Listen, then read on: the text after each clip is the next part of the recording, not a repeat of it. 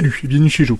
Alors figurez-vous que Kidinlive a également un système de tracker assez intéressant qui va nous permettre de aussi bien de suivre un visage et le flouter automatiquement que carrément mettre un objet ou un élément d'une autre vidéo, pourquoi pas quelque chose qu'on aura détouré avant, allez voir une autre de mes vidéos, qui va suivre le mouvement d'une main par exemple.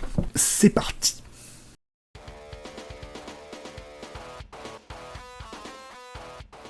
Nous allons utiliser le masque automatique et pour ça je vous conseille vivement de vous placer au début du moment où vous voulez accrocher un objet, de vous mettre là. Alors soit vous pouvez utiliser les ciseaux, soit vous pouvez toujours utiliser majuscule R, maj R, pour couper un morceau, puisqu'on va mettre un effet en fait sur cette partie là. Donc vous allez dire par exemple jusqu'à, mettons, je vais dire jusqu'à ici, maj R, vous voyez, j'ai découpé ce petit morceau. Ah. Et c'est sur lui que je vais travailler, ça sera plus pratique. Ensuite, ce qu'on va dire, c'est que on va lui mettre là-dessus, on va chercher masque. Ah, attention, à bien cocher les effets vidéo en haut, ou tous les effets. Masque automatique. Hop, je le mets dessus. Donc, je fais glisser, clic, hop. Je vais placer le masque en question. Alors, on va dire qu'on va viser la paume de la main. Donc, vous voyez, par défaut, il a la pixelisation activée qui permet de mettre sur un visage. Par exemple, si vous voulez qu'il traque un visage et le floute systématiquement. Dans mon cas, ce que je vais faire, c'est encore plus tordu. Alors, on va laisser la pixelisation, tiens, pour voir l'emplacement. Maintenant, ce que je vais faire, je vais simplement lui demander de suivre plus loin. Donc au maximum, voilà, pas chercher à comprendre, et analyser. Donc vous voyez, hop, la tâche qui s'affiche là, ça va très vite. Donc si on lui dit soit ajouter, soit fusionner, c'est sur son vecteur de base. Bon, donc de base, de toute façon, là, il avait ne pas bouger, mais enfin, on va fusionner avec celui-là, on va pas créer 36 pistes. Je vais vous montrer de quoi je parle.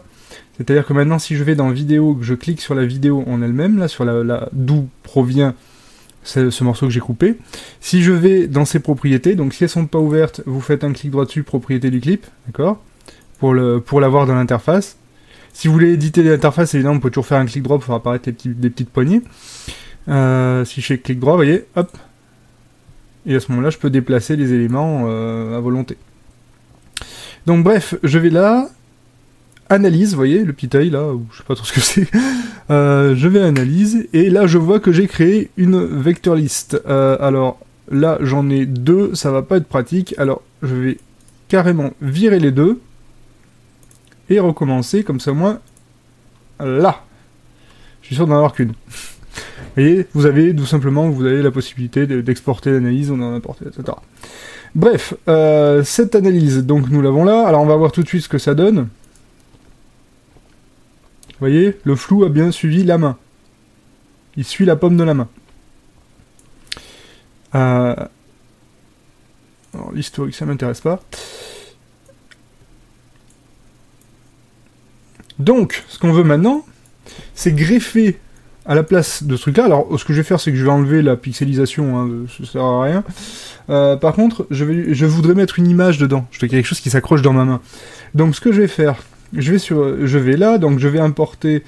Oups, c'est pas comme ça que je voulais faire, je vais cliquer sur la flèche à côté, voulais-je dire.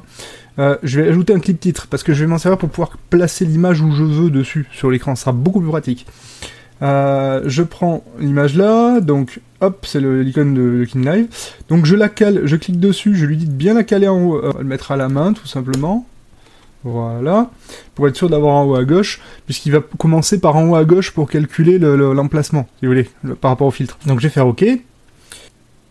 Voilà, donc je vais double-cliquer dessus, je vais l'appeler logo Kidinlive, hop. Parce que vous voyez, comme on voit pas trop bien, je vous conseille de donner tout de suite un nom à ces trucs-là, sinon vous en sortirez pas. Donc je vais le placer dessus, tout bêtement, et hop, je vais redimensionner ça à la même taille. Maintenant, je vais faire un clic droit, transition, et demander transition affine. Que je redimensionne à la même taille en attrapant le rebord, tout simplement. Maintenant, je clique sur la vidéo, d'origine en dessous, donc celle où j'ai fait la détection. je maintiens CTRL enfoncé, CTRL, d'accord. Je clique sur la fine. Donc j'ai les deux sélectionnés là. La fine parfois disparaît dans ces cas-là, enfin du moins elle devient transparente, c'est pas important, hein. c'est qu'elle est sélectionnée. Sur un petit bug graphique. Donc là maintenant je vais cliquer ici, vous voyez, dans l'effet, je vois options. Les options de l'effet, donc c'est juste à droite des petites poignées de déplacement dans le temps. Hein. Je vais dans options, importer les images clés du clip. Ce qui veut dire que je vais reprendre ces images clés qui ont été générées automatiquement par le filtre et les utiliser pour caler cette transition affine. Donc là je vois dans la liste vector list tout court, c'est celle que j'avais trouvée, enfin, il faut que je reclique sur lui pour que ça apparaisse. Je lui dis que je veux pas de limite en nombre de keyframes, hein, je veux que ce soit sur tout, hein, pas besoin de limiter. Le reste normalement tout se règle bien, vous voyez, point d'entrée, point de sortie, on veut le tout. Hein. Voilà, ok. Et donc maintenant, regardez bien, voilà, le logo suit ma main. Donc on peut s'amuser à plein de choses comme ça, vous pouvez vous amuser même à je sais pas, faire passer un personnage sur l'écran qui va suivre votre mouvement, faire plein de bêtises, il y a plein d'idioties à faire, absolument génial, ou tout simplement masquer le visage de quelqu'un, voire lui mettre un casque sur la tête qu'il n'avait pas à l'origine, pouvez vous amuser. Voilà. Bien entendu, comme toujours, si vous recliquez là-dessus, vous pouvez supprimer la liste et le refaire, il n'y a pas de problème. Attention, quand vous créez une nouvelle analyse, vous pouvez en créer une nouvelle liste, vous voyez donc dans la liste de vecteurs, ou fusionner avec l'ancienne. Méfiez-vous, après si vous en avez plein 36, après on s'y retrouve plus trop, comme elles ont toutes des noms biscornus, enfin elles n'ont pas vraiment de nom, on va dire, c'est juste la liste brute. Voilà, faut pas vous perdre dedans.